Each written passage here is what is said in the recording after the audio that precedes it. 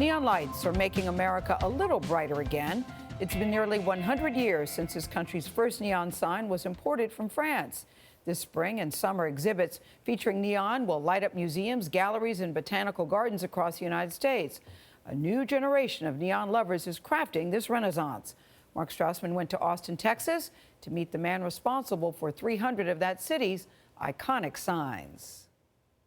It doesn't really advertise the brand. It's getting closer to art than it is to signage. What Evan Voiles calls doodling in light has lit up the Austin skyline.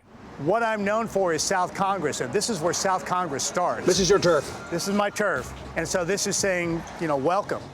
The 58-year-old designed this fish-riding cowboy for Yeti, the popular cooler company. That was the first one I put up on this trip.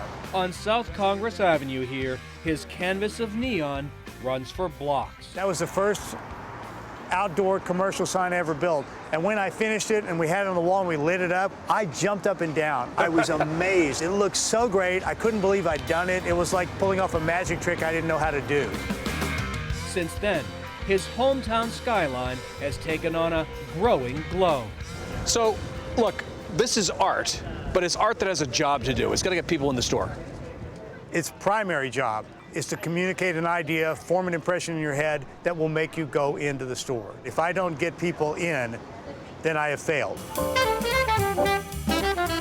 As American folk art, neon found its heyday in the 30s, 40s, and 50s. A landscape of colorful lights stretched across the country.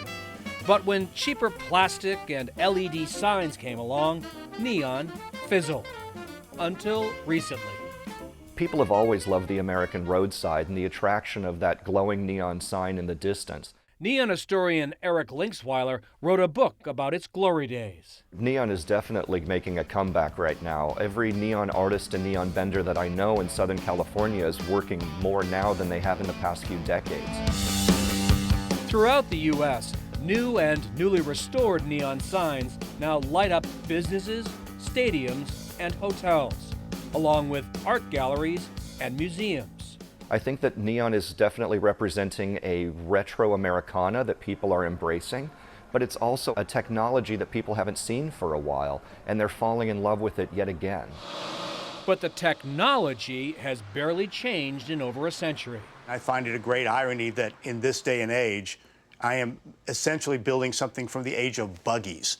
But to me, it's like I am bringing you the past. I am tying you to something you don't even think about. Voiles designs the sign's blueprint, but bending neon tubes is a special skill. Kirk and Rory Tunningley own Big Dog Neon in Lockhart, Texas. How long did it take you to figure it out? In weeks, I was producing tubes that functioned, but to make good-looking tubes probably took a year and a half. It's a feel that comes from experience. The glass tube between the fingers, the slow and steady breath control that keeps the tube from collapsing in on itself as it's heated up to 1,200 degrees and then bent. The red Yes. is pure neon. Pure neon gas, yep.